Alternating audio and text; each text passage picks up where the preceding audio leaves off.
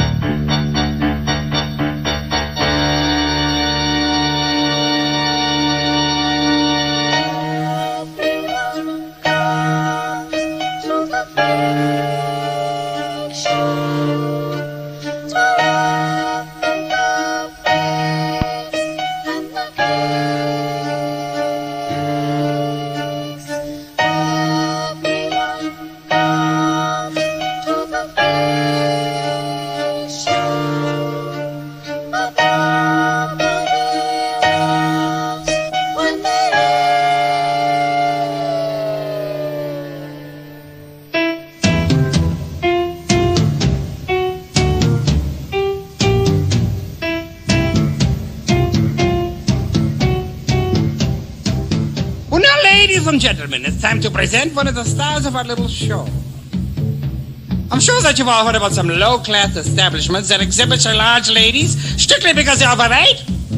Well, even though this next act should have to be referred to as fat, this preposterous pile of pinkness is nothing next to the depths of a disgusting and despicable act. Yes, ladies and gentlemen, this woman displays a deed found only in the deepest depths of decadence and decay. So, without a single second of further delay, I give you the absolutely one and only Wanda, the worm woman!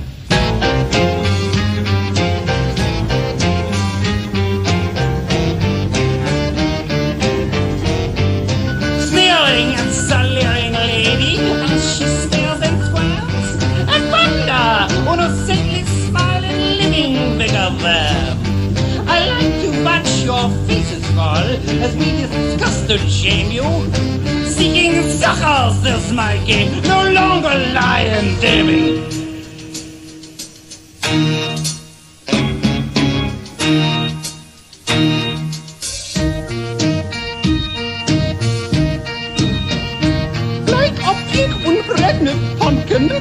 upon her neck. Wanda head is hurting. It was bitten by insects. I watch the awkward way she battles, walking to the pail. She uses when she washes worms and cleans beneath her nails. I love the soul I see inside her, but I just can't love her. Folding fat and rolls around like bowling balls in butter.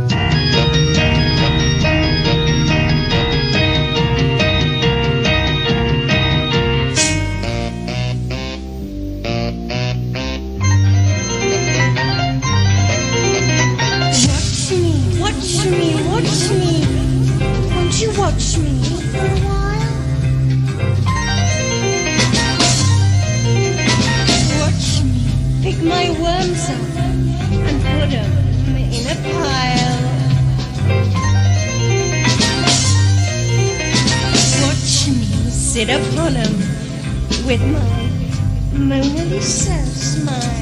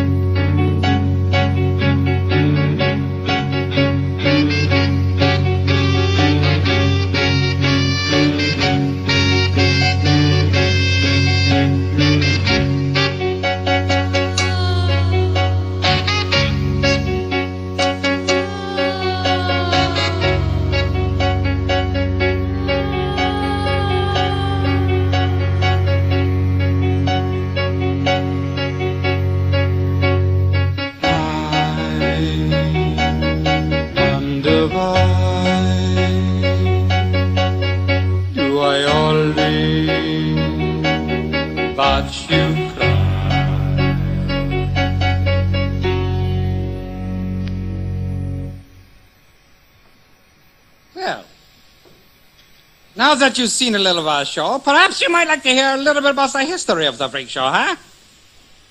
Huh? Well? I'm waiting. Well, it doesn't matter because you're going to hear it anyway!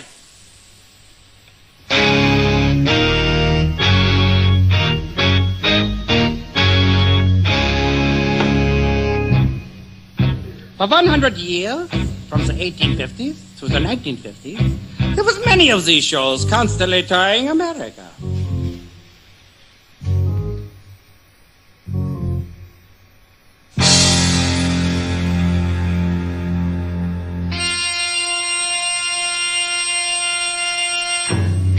These traveling freak shows glorified and romanticized human deformity by exhibiting certain individuals afflicted by disease or accidents and birth defects as freaks. The bleeding hearts may have seen these traveling freak shows as an imperfect solution to an imperfect situation. But these shows offer a very good income to these otherwise pathetic and pitiful losers. as well as a camaraderie as their own creative kind. Are you understanding what I'm saying? Perhaps you need a few more examples. Let's get a picture of what a real freak is, huh? Here's a picture of one of the world's most famous human monstrosities, John Merrick, known as the Elephant Man. The following is a description of the grisly groupings of lesions and lumps, written by Dr. Frederick Trees, allegedly a friend and physician whose name would be long forgotten had he not consciously cultivated an unnatural relationship with this freak. These are the words of Dr. Trees. The most striking feature about him was his enormous and misshapen head. From the brow, there projected a huge bony mass like a loaf. And from the back of the head hung a bag of spongy, fungus-looking skin. The surface of which was comparable to brown cauliflower. The circumference of the head was no less than that of a man's waist. From the upper jaw, there projected another mass of bone. It protruded from the mouth like a pink stump. Turning the upper lip inside out, but making the mouth a mere slobbering aperture. This is not a complete description, but I'm sure you get the picture. In addition to these charming attributes, the Elephant Man possessed a normal arm and a perfectly formed penis. This next picture is Robert Wadlow, the tallest man who ever lived. Robert's tormented life lasted only 22 short years, but during this time he grew to the astounding height of almost 3 meters. The future of this gigantic mountain of misery became obvious at an early age, since he was nearly 2 meters tall and weighed over 50 kilos by the time he was 5 years old. The list goes on. Here's Betty Lou Williams, a black woman whose talent was an unborn parasitic twin protruding from her left side. She was tremendously successful as a freak show attraction, but a total turkey when it came to romance. Betty Lou died of a broken heart at the age of 22. This next picture is Frank Lentini, a 3-legged man. In addition to his obvious attributes, this hideous human tripod had 4 feet, 16 toes, 2 complete sets of genitals, and a very happy wife. You want more? There's Robert L. Hughes, the world's fattest man. At the peak of his professional life, Robert weighed just under 500 kilograms. He died with a specially built trailer which he was exhibited. The only way he could be removed from the trailer was by tearing off the roof and lifting his behemoth body out with a crane. Oh, it's a big one. Oh, look at it. Woo! And now one of my favorites, Grace McDaniels, better known as the Mule-Faced Woman. Grace got her start on show business by entering the contest to determine the ugliest woman in the world. This pathetic hunk of humanity possessed a titanically twisted nose, painfully protruding teeth, and lips that looked like swollen lichens. And all this mess was grotesquely struck to a face which was unfortunately the same color as raw liver. She won the contest with great ease. For some unexplained reason, she was said to be strangely attractive to the men. She's seen her with her son, who's also her manager. Now, on these more enlightened times, modern medical science has eliminated most of these human oddities, either through abortion or corrective surgery. When these curiosities do manage to be born or created through disease or accidents, your society has decided that it is wrong to exploit these people. And perhaps this is a noble attitude.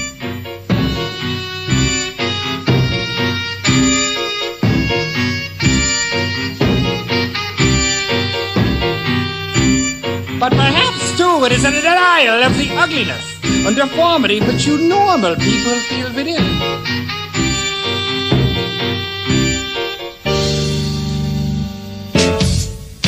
In an increasingly homogenized and conformist culture, you have become afraid of the distorted reflection you see in freaks.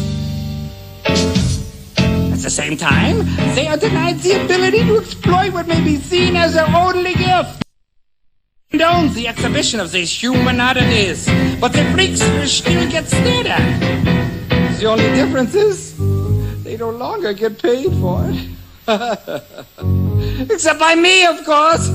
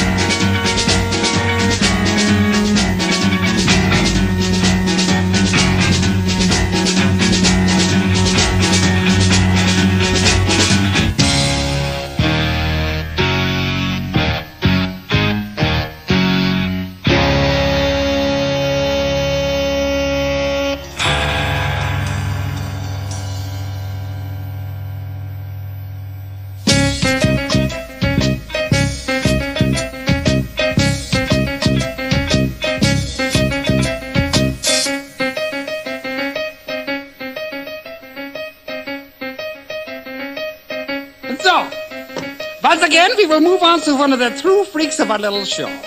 Yes, ladies and gentlemen, we will display before your eager eyes one of the most amazing of all human oddities. You can pour in from a pitcher, put them in a pile like pudding. What is it, you ask?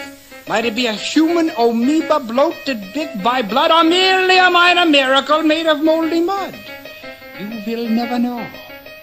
But you will witness the dynamic duality of disgust and pity in a form that'll fill your fantasies with oodles of oozing wounds, festooned, wet-felt, unfair. Yes, nightmares will know your nakedness, and nausea will fondle your flesh. And why? Why, you ask, will your scab-sucking souls rot in the remains your wretched and rat-eating existence? Down, Roger, down, Roger, down, down! Because of one tiny moment, you just might make the mistake of imagining that you are this incredible bag of flashed flesh. The one and only, lonely, boneless boy, Jelly Jack.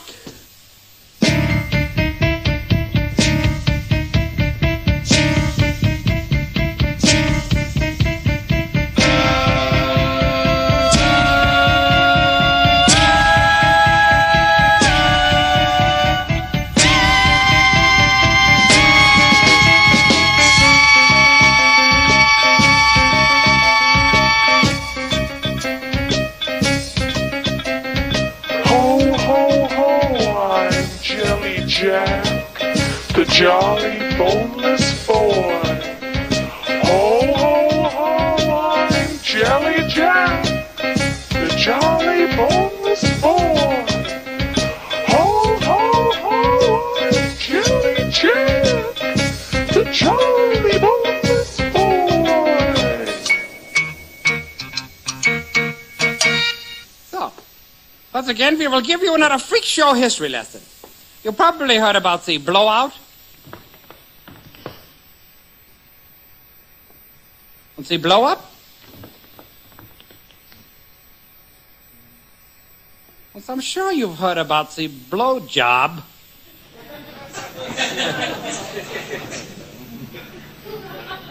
But probably you've not heard about the blow off. The blow off is not only a time-honored tradition, first-class formula for successfully soaking the suckers. And it works like this. Suppose you have a hermaphrodite. As we say, a he-she. When the audience comes in, they see the he-she dressed in like a bride on one side of the body, or the groom on the other. And this is good for a couple of yucks. But what the suckers really want to see is a two-fisted twin-action double trouble. They want to sneak a peek in a hotsy-totsy spot in the back, and we are happy to let them do it in a tiny tent in the back for only a small additional fee. Now that you have been educated, I would like to introduce you to our blow-off. This subhuman byproduct from a sewage recycling system lives in a trailer which is filled with dirt and actually crossed from one room of his mole hole to another. He's not left his tabernacle of filth for 17 years. But I've convinced him to come out on this stage and say hello to you good people. So, without any further delay, I give you the Duke of Dung, the Sultan of Slime, the Royal Raja from Rectum Reality, Herman, the Human Mole.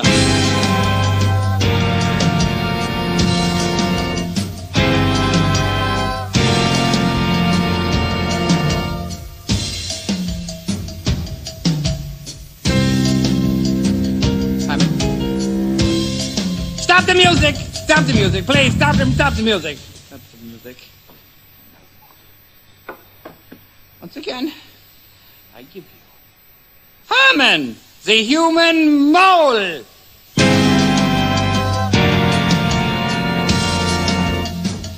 Stop the music! Stop the music! Stop the music! Stop the music! Herman, you lifeless little body, you must come out at once! Excuse me, ladies and gentlemen. Herman's quite shy and needs perhaps a little coaxing.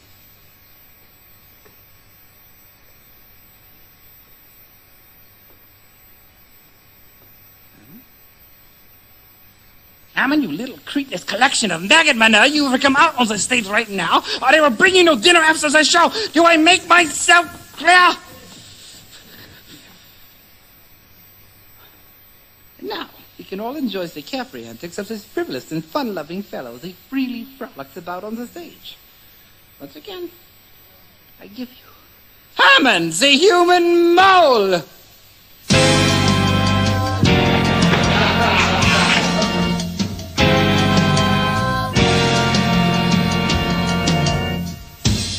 Herman? Herman? Herman! Come on.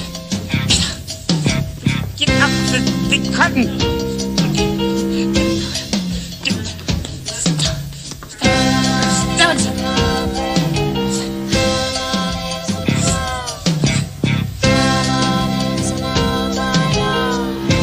Not that you could tell.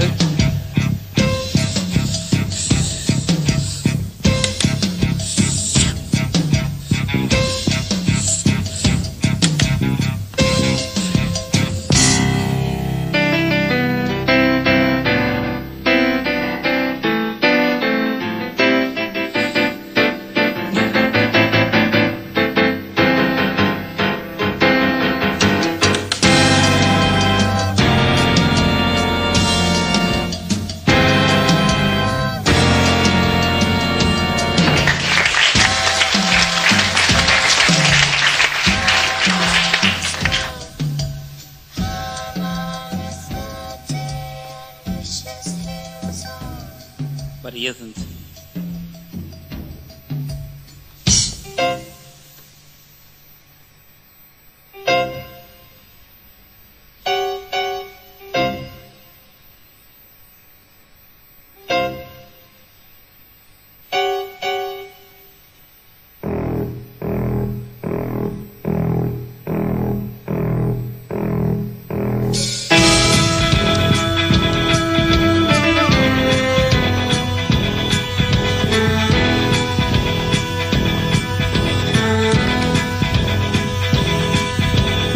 Herman has a trailer, top of it is grass. He builds the inside of it dirt, made the sides of glass. He lets you climb the steps up to the top for free, but look down through this little hole above his old TV.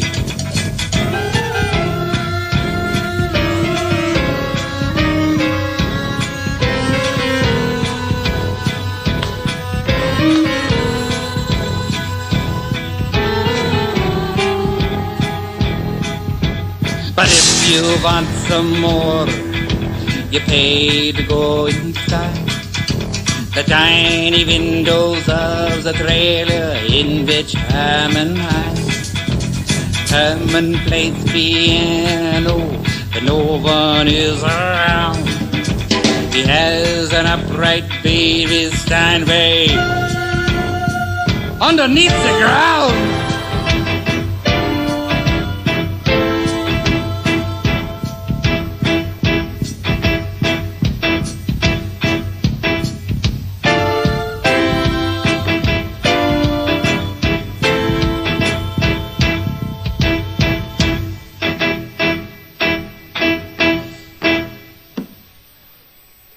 Well, I'm sure that you remember Harry the Head, once known as the King of the Freaks, but introduced at the top of the show.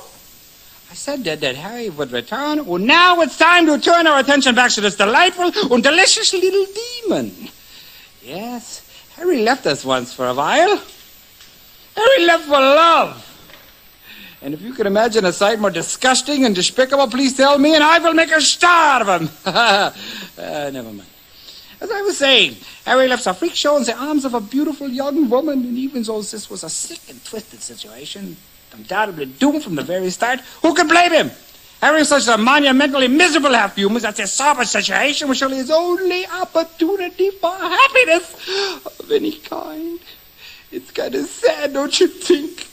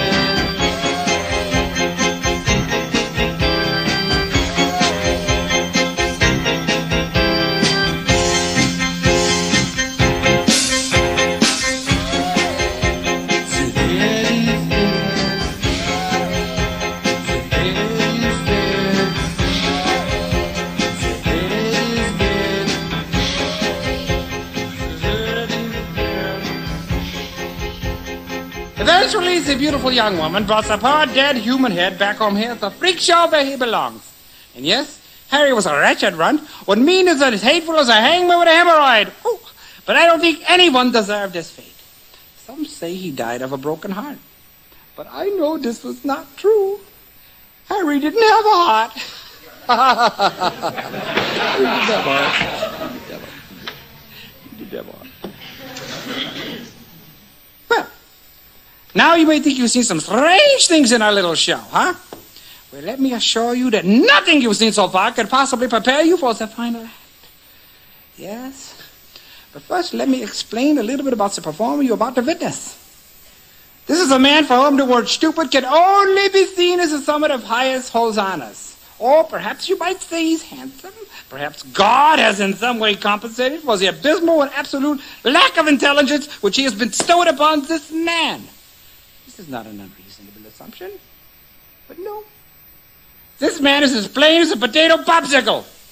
If he were entered into a beauty contest against a bucket of blood blisters, he would lose. But it matters not, because this man is talent. Massive, mighty, once more than monumental talent. He'll make you squirm. He'll make you sweat. He'll make you squeal, but you'll never forget the one and only dancing tumor man, bouncing Benny the Bump.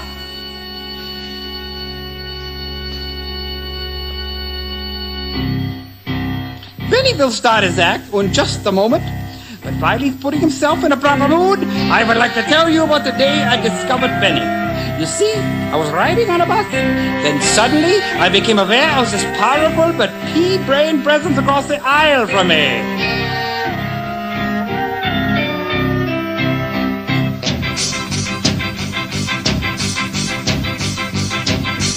Seeing that his eyes were empty under half-closed lids, made it all the more disturbing knowing Benny here. Above that looked like clouds of dirt inside some sickly lung, unbarely feet beneath his short and twitch like Toto's tongue.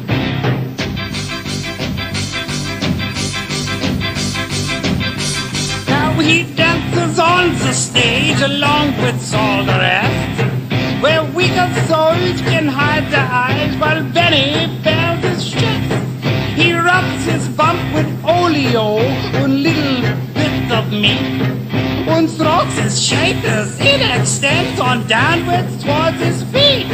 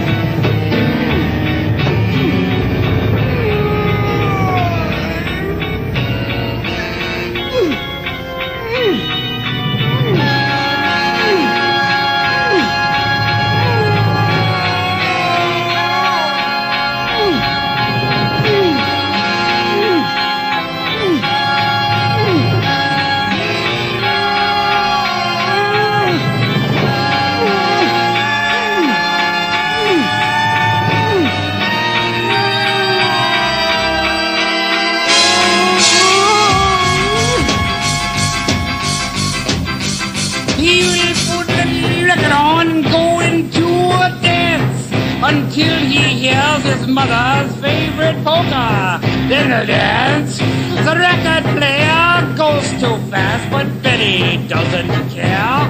He simply bounces round the room while people stand and stare.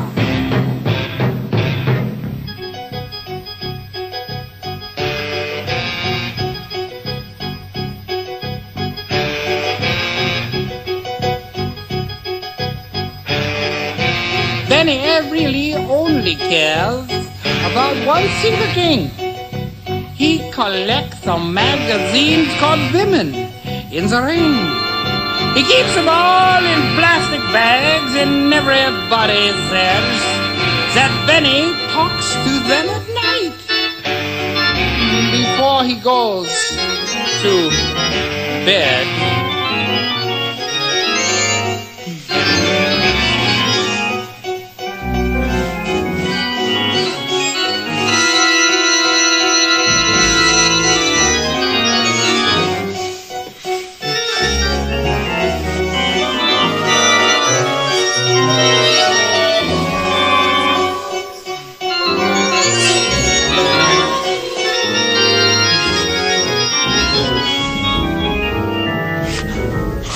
I miss you, Mommy.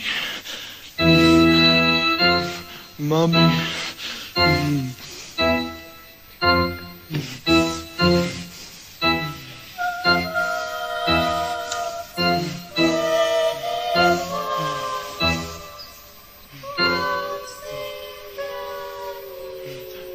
Mommy.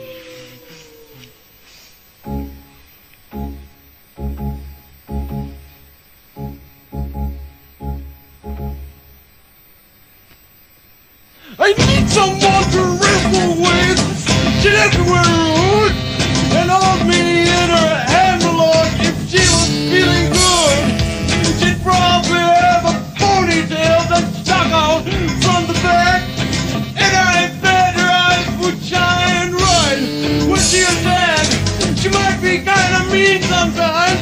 It ain't like we weren't friends. But when the match was over, beat me buddy till the end. I got to go. I know that she's there, waiting in the ring for me to walk her like a bear.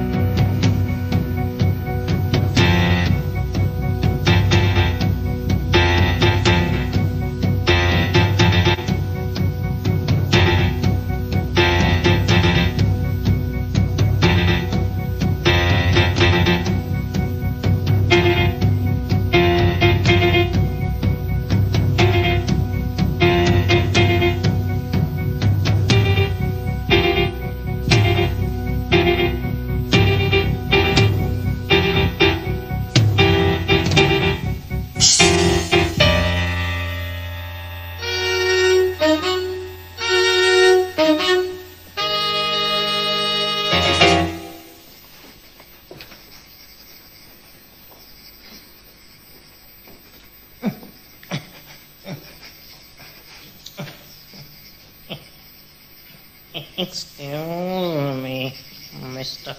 Dex, sir.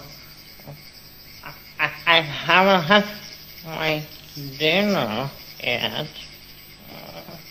So, please. I haven't had my dinner yet. Don't bother me, you twitchy little twerp. I need a drink. I'll do it later. My dinner. Dinner. Wake up, Jelly, you lifeless lump. Wake up! Need a drink. I need someone to listen. Isn't someone as useless, inadequate as you?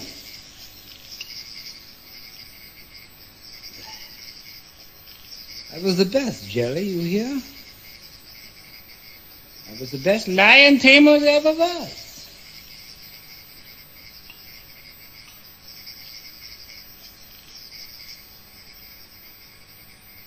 Fear. You could see the fear. I would crack the whip, and you could see the fear in those big cats. He was all afraid of me.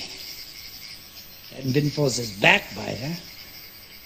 This cowardly cur, this rotting receptacle full of flea fleeces, I'd still be in the center ring now.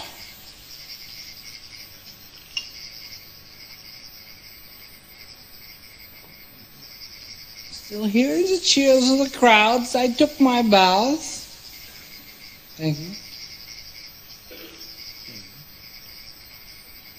Sad souls are singing deep down where the wild ones weep, down where my true love sleeps, nearer God to thee.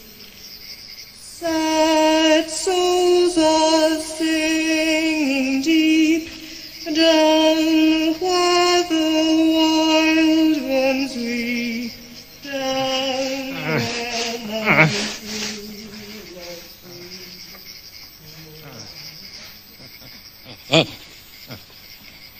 He's just a bully. He knows I haven't had any dinner.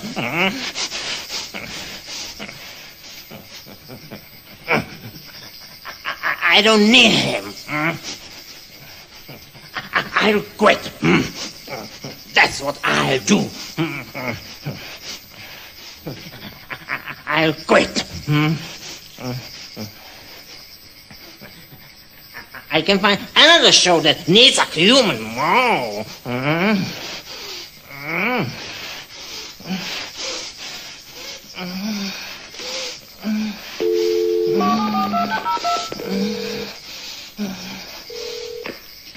Salvatore's Pizzeria. Come on, Mac. I ain't got all day. Okay, nobody's talking, so it must be the Mole Man. Large double mushroom, right, Mole Man? Sure, it's right. You don't never order nothing else. Ain't that right, Mole Man? Let's go. Push the button so I'll know it's you. Forget it.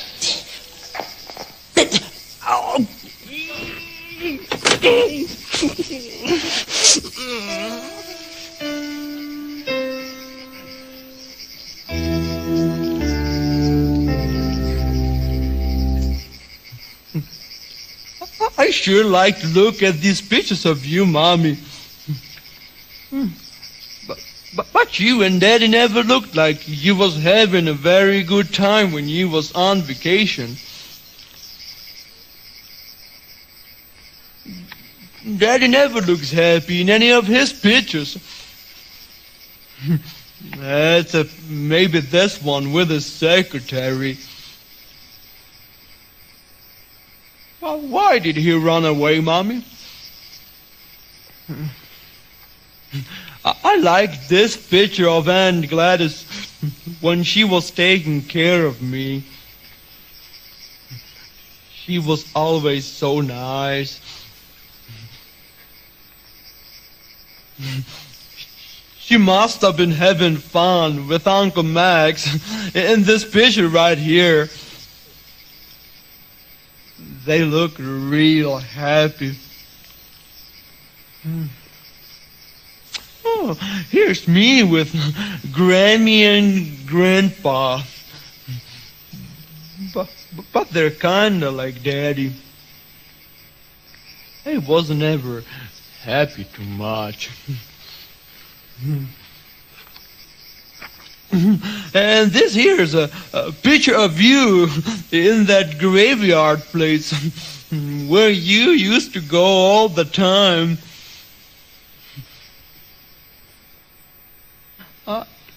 I miss you, Mommy. I wish you was here now.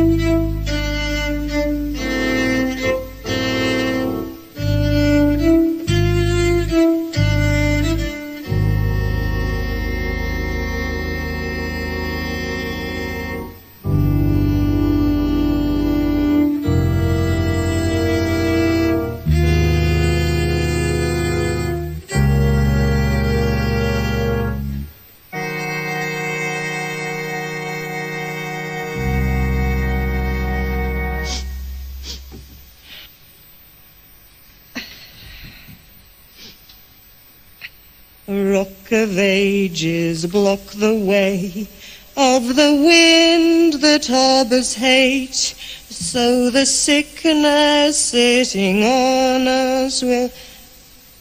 Job chapter 7 verse 5. My flesh is clothed with worms and clods of dirt.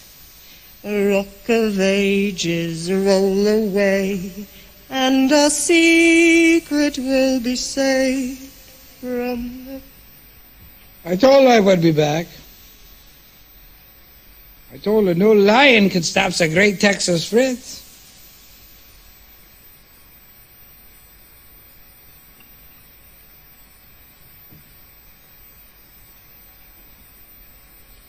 But she left me. She left me, Jelly. She left me. I will be back. You will see. You will all see me back in the center ring. It's been a few years. I only need a little more money so that I can have the operations that the doctor told me about. And then I will make my comeback. I will make my comeback. Jelly, look. Did you see this one where I totally dominated that gigantic beast Raja? What a big wimp he was. Those cats. How they hated me. And they will hate me again. Because I will be back. And I will be bigger than ever. It sure was nice looking at them pictures, Mommy.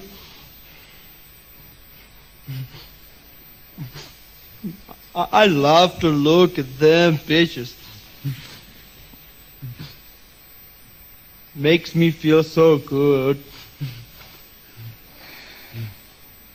But maybe I should watch a little TV now. Where is that thing? Where is that thing? Must be someplace. Where's the remote? Where's it?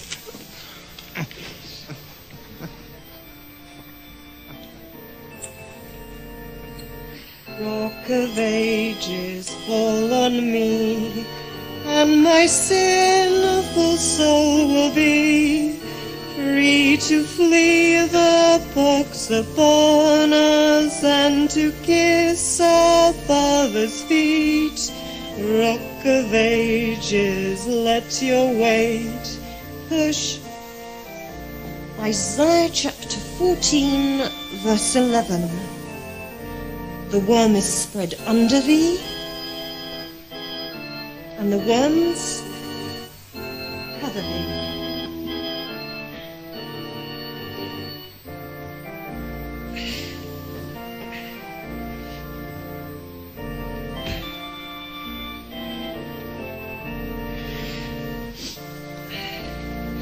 Dear Sister Solace,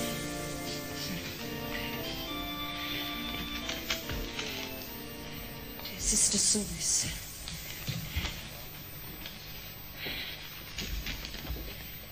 my dearest Wanda,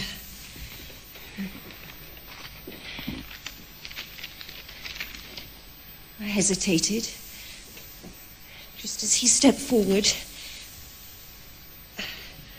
and whispered in my ear, soon you will be with the worms. Soon you will be with the worms. Soon you will be with the worms. Ugh. Soon. Nothing drives me crazy more than hearing a woman cry. Especially a disgusting and fat worm eater. Oh, I gotta get away from this place.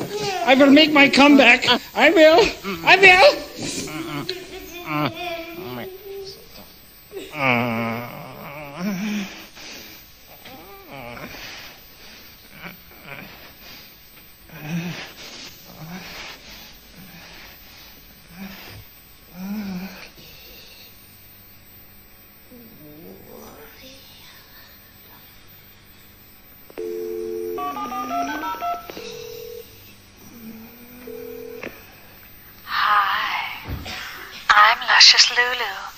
I love to lick little lollipops and turn them into large and lengthy logs.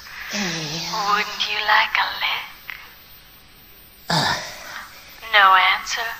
But I hear you breathing, so it must be my shy guy. Hi, shy guy. I bet you want your regular, don't you? Come on, shy guy. I do feel so dirty, and I'd love to get clean just for you. Now, tell me your credit card number, and I'll tell you what you want to hear.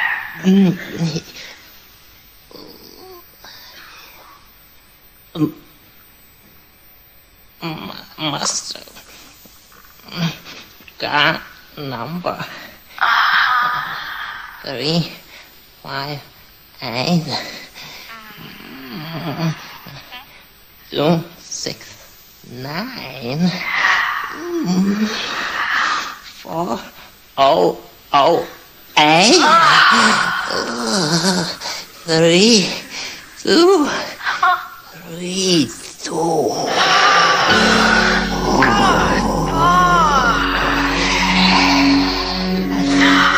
Now, I'm gonna tell you just how my body got so dirty, shy guy. I've been so bad. I got caught in the rain with my boyfriend, and we just had to take our clothes off. And then we were fooling around and fell in a giant mud puddle. We were just so oozy and slippery that we just couldn't stop touching each other. And before we knew it, we just totally lost control, shy guy. Now, I feel so bad that I just have to wash away all that dirt and nasty, sticky stuff.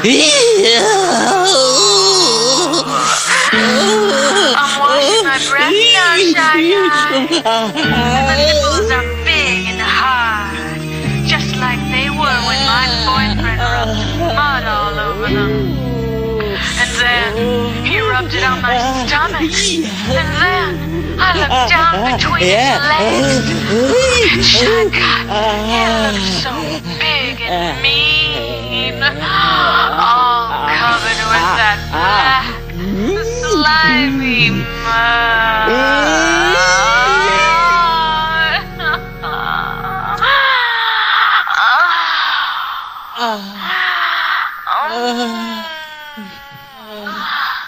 What is that?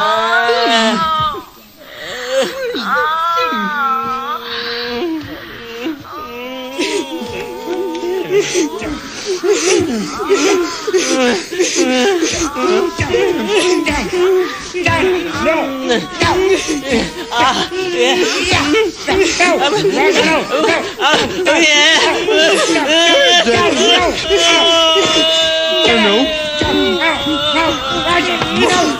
are! I hope there's something good on tonight, Mommy. Ultimate Fighting Championship. For the first time ever,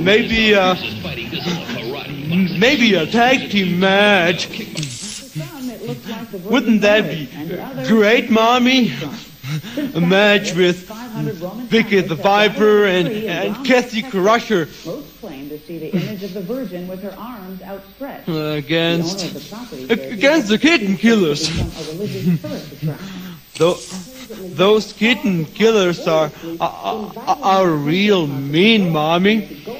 But Kathy and Vicky could take him.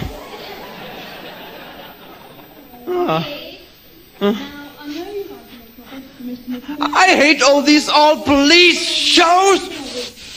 with 44 seconds to go in the opening quarter. Don't you hate them too, Mommy?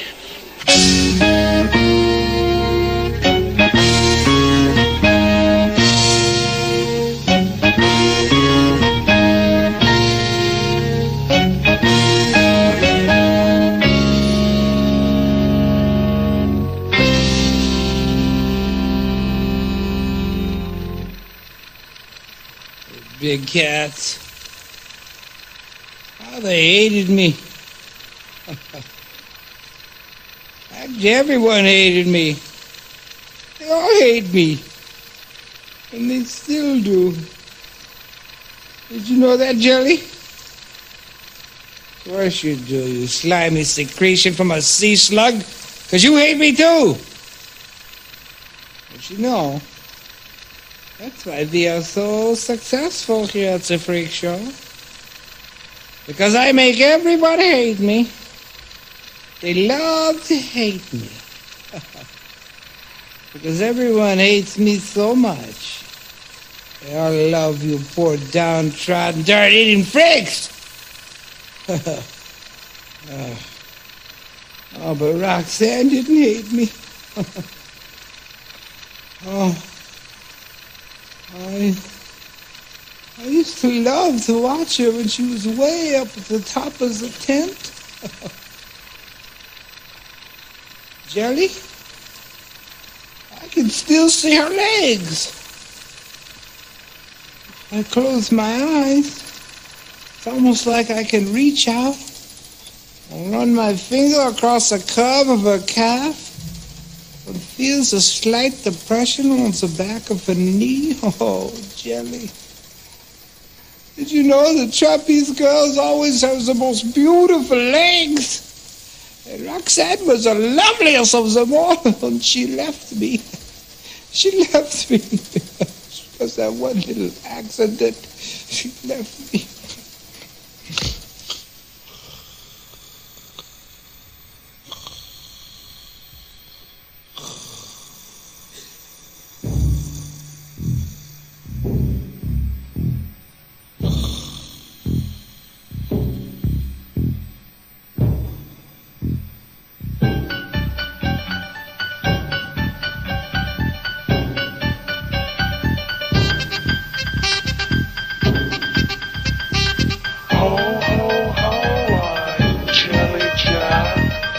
jolly, boneless boy.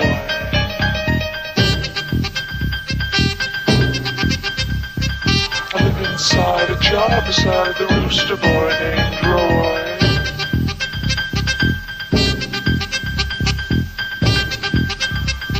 They pour me out upon a platform and the people stare at eyeballs in a pool of flesh surrounded by some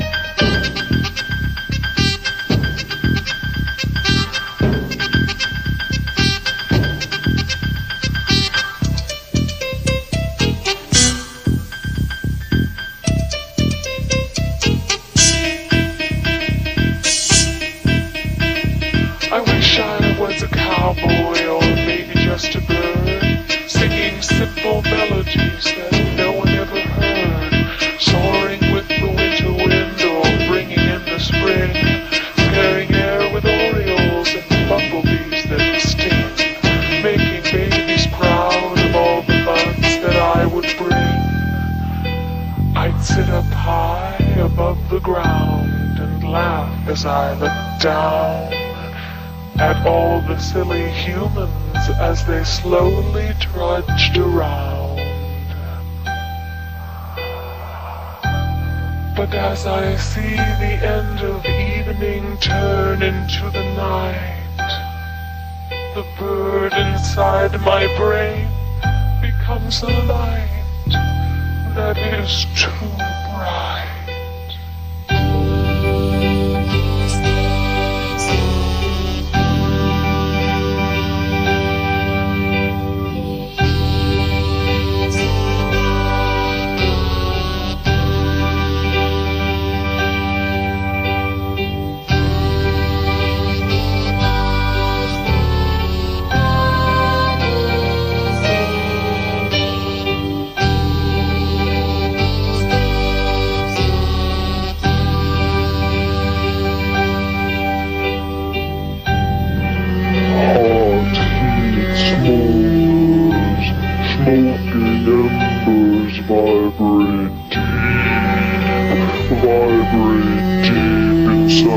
Sucking sound of suction, sucking sections of my soul, sucking sections of the only thoughts my mind will salivate and drool, and press against itself, and press against itself, and feel the cursing flow of fever, biting, grinding, clenching, cause teeth clench, cause fever grinding, feel the feel of sticking fingers up inside of something sticky, sweet and wet. Know that there is nothing like those feeling of those fingers up inside of something sticky, sweet and wet. Licky, wet liquid.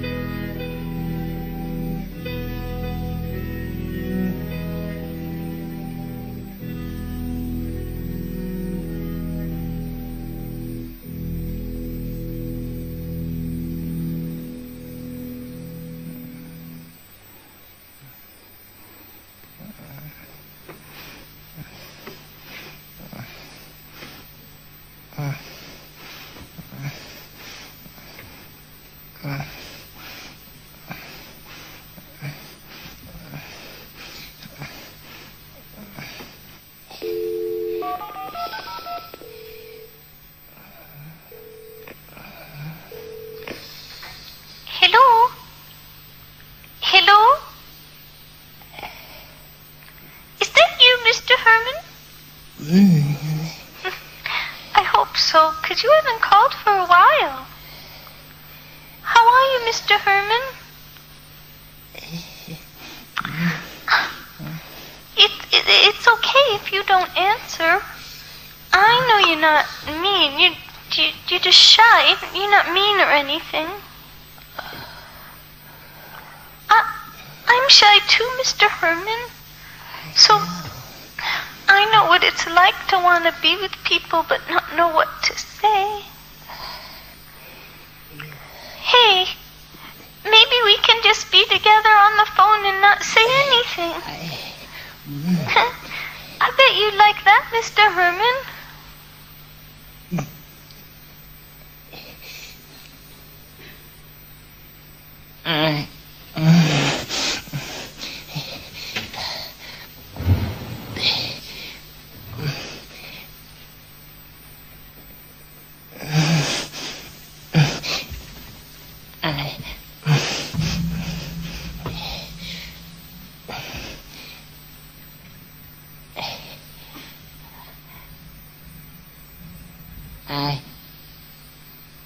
I'm glad you want to be with me, Shirley. Nobody ever wanted to be with me except my mom. And I guess she was kind of stuck with me. I always hated the sun. It hurt my eyes so much. I stayed home where I felt safe with my mom and my piano. When Mom died, I got the job working the night shift. That's where I met Kay and Gil, the only friends I ever had before you, Shirley.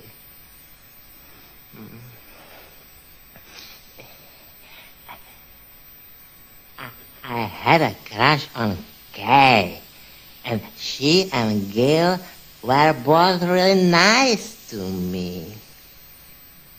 It surprised me to find out something was going on between them, because Kay was married to a brute named Todd. I could tell that she was scared of him.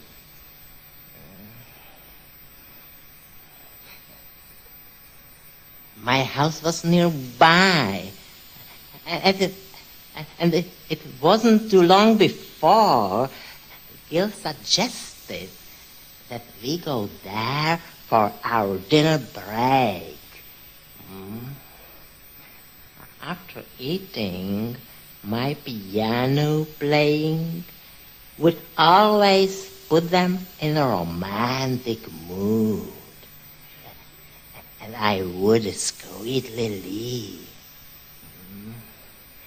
Later, we would all go back to work together. It felt good to be part of their lives.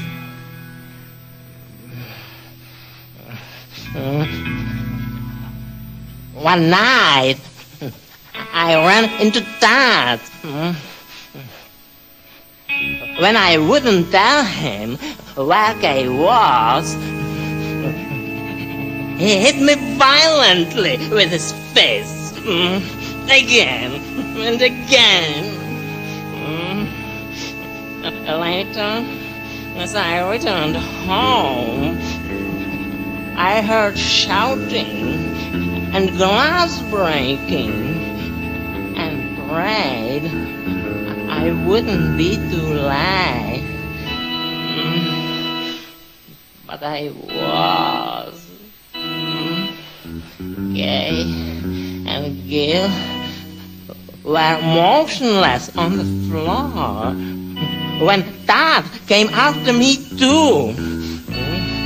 Gil jumped up and stabbed him, then started shouting that he was married and begged me to take him to a doctor before the cops came, and everyone found out. Gil didn't even seem to care that Kay was dead.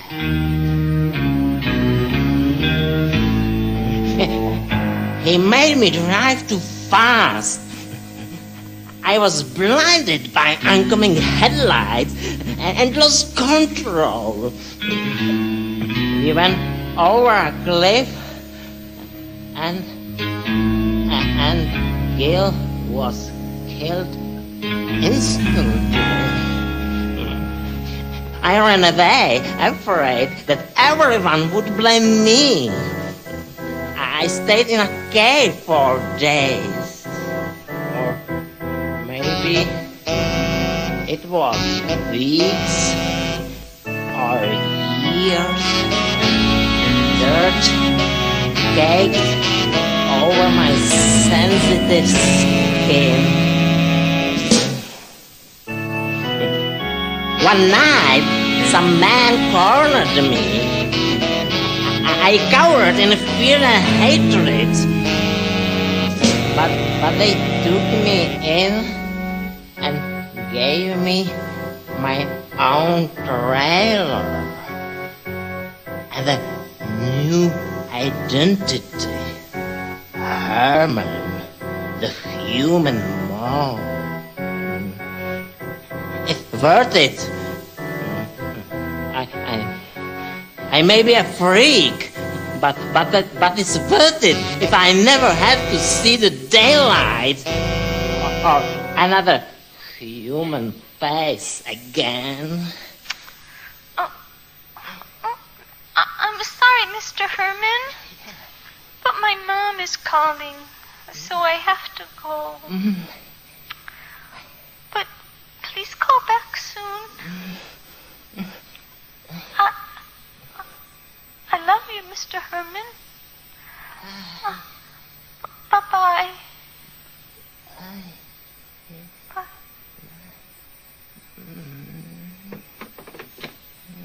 What? Wanda. Oh. Wanda. Rest. Escape. Even in my sleep. Wanda?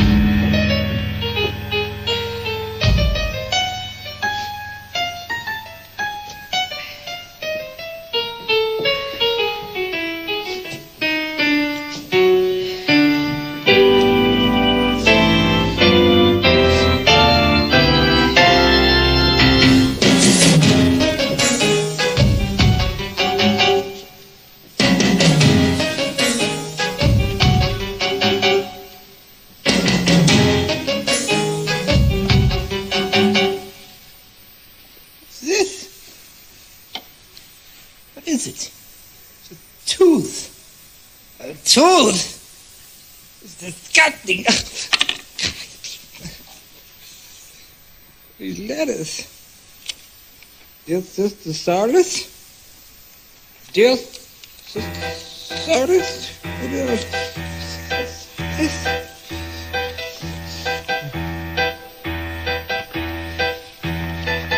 Gosh. I think it's time for me to look at the pictures in my magazine.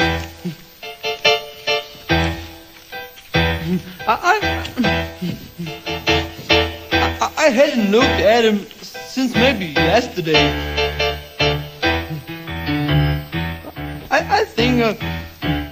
I think I need to look at Shocking Shiba.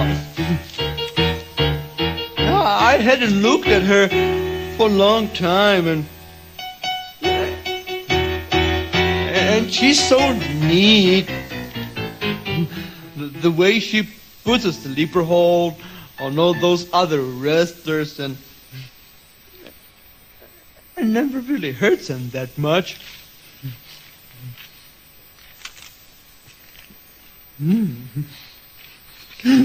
Here she is.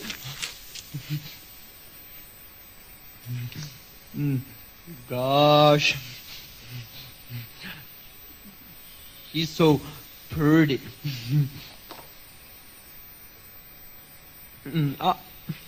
I think she has the best ponytail of all.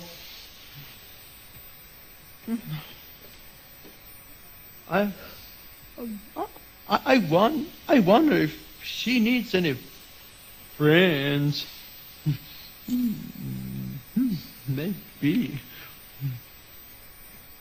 Dear Sister Solace, the occasion of our dual devotions now numbers 3. The fervor, joy, and purely zealous zest with which I now pursue my daily goals is nothing short of astounding. But this is not the point of my message. But there is a dark spot in this sea of sunlight and love. Perhaps you are familiar with Father Bartholomew, an older priest with whom I have worked closely in the past. Lately, Father B has seemed strangely distant to me, and I often notice him staring in my direction shortly after my encounters with you. Once or twice, he appeared upon the cusp of approaching me, but then changed his mind and walked away. I suppose it is nothing but a minor nag at the outer recesses of my psyche. But, now that I've experienced perfection, I want no less. I remain yours forever in the eyes and glory of God, Father Philip O'Malley. My dearest Wanda, Please forgive my impetuous familiarity, but if only for a single moment, I must be personal, I must be direct, and I must unleash my bridled heart. Surely you noticed that I ended my last letter with the statement that I was yours forever. The words seemed simple until later that night, I suddenly awoke from a sound sleep with the phrase, yours forever, exploding in my brain over and over, and each time the words screamed out, an invisible hand squeezed my heart, and with each cycle of screaming and squeezing came the most curious companions. A paralyzing pain and a paramount pleasure that eventually eroded away, leaving a lump like dirty laundry to linger and glow in my throat. And all I can think of is you. And all I can think of is you.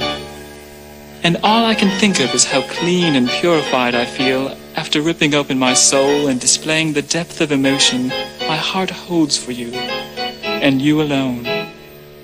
I realize that I have drastically overstepped my boundaries, but for once I have lived as a man should live, free, proud, and unashamed. And if God demands a price, then I will pay it in solitude at the small chapel tomorrow night.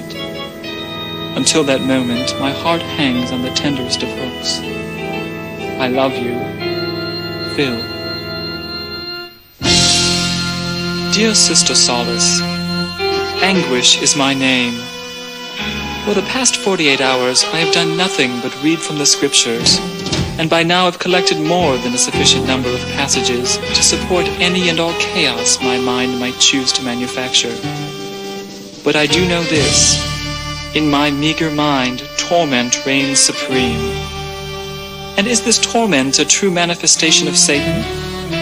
Am I witnessing and even participating in a true temptation from the world, the flesh, or the devil? Or am I merely being bestowed with an unknown gift of stewardship, dwelling deep within the kingdom of God? Has God not created us?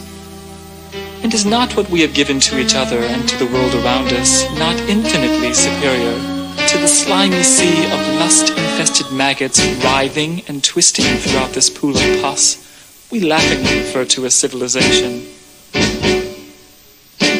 At times I have wondered if perhaps we are not a new Adam and Eve, chosen by God to restore him to the greatness that is his alone. Perhaps it is only you and I who are destined to survive the coming apocalypse predicted in Revelations, and perhaps my folly is so great that I will seize even the slightest and silliest pretense to justify a course of action dead set on the pathway to mortal sin. More than anything else, I am continually burdened by the sinister specter of Father B. Yesterday morning, as I stepped out of the bathroom, he was waiting for me on the other side of the door. Confused by his sudden appearance, I hesitated, just as he stepped forward and whispered in my ear, "Soon we'll be with the worms." And then, just as suddenly, he turned and walked away.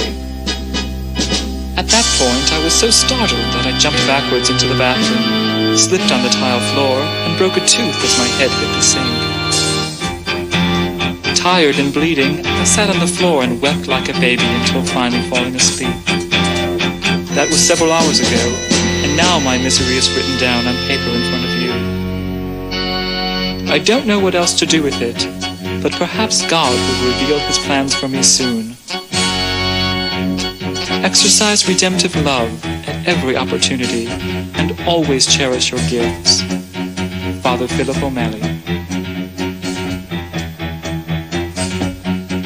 Dear Sister Solace, I am afraid I must request a brief respite to our weekly devotionals. My state of consternation has reached such a point of apprehension that I feel I have no choice but to seek justification with God in the form of a private retreat. The book of Job tells us that there is no adequate human explanation for the mystery of evil or suffering, and that only faith in God and submission to his will can make them bearable. If this is so, then God will make all known to me. I must find the word. I must find the way. I must find the truth. I must find the life. I must find the light. And once I have found them, by the grace of God, you will hear from me again. Please keep this tooth until I return. Father Philip O'Malley.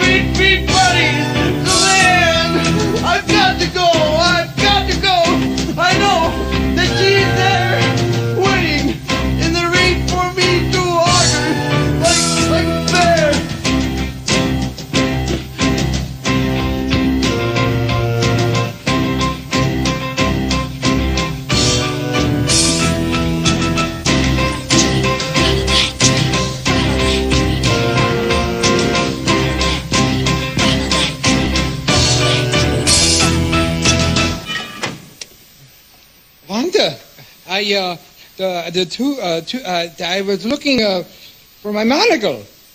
I can't seem to find it any. Excuse me. I was looking for my. I was looking, and well, now I see it's right on the end of my string. How silly of me.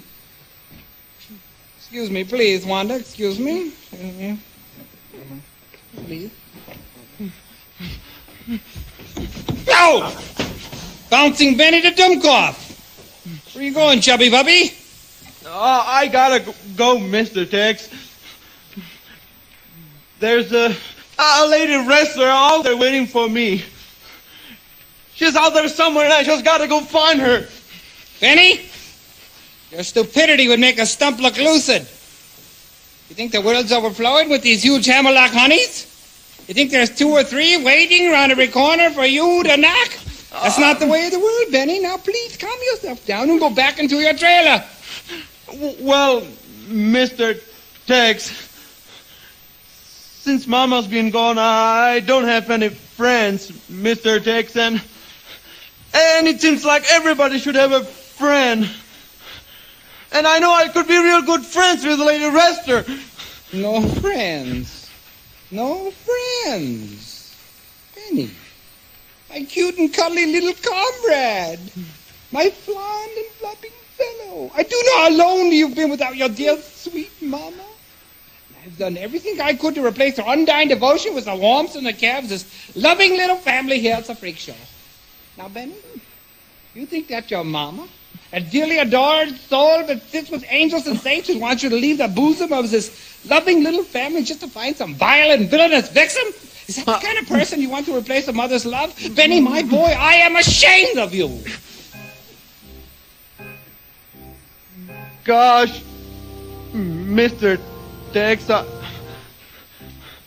I never thought of it like that. Maybe you're right. I feel kind of confused now. And, you overly obtuse little lad.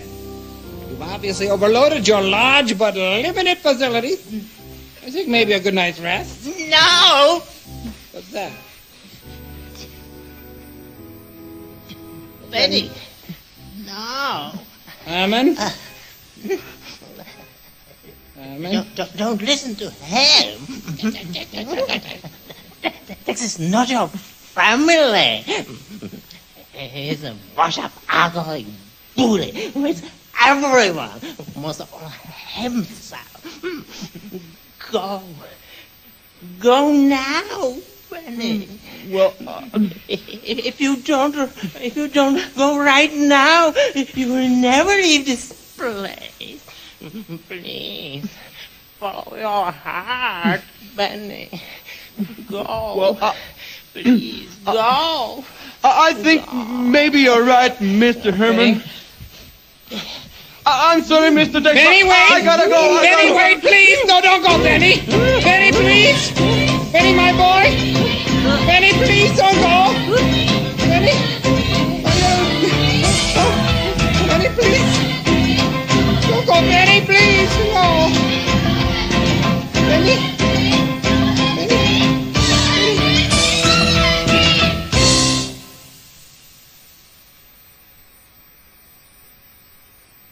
Once, a man whose head was halfway eaten by a shark said, "We are only equal in the grave and in the dark." When I asked him if he knew how he could continue on like this, he said he did not know, but he could probably make a guess. Half a mouth may not be much, but it's still half a kiss.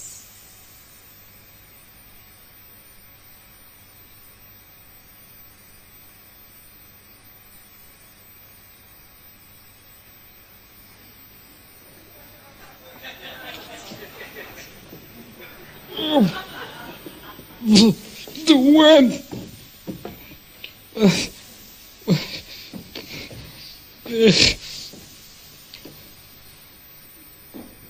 Benny?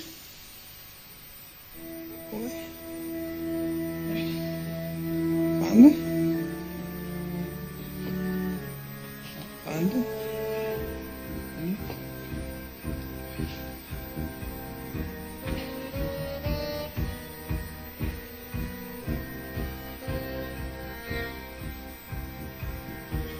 I need a drink.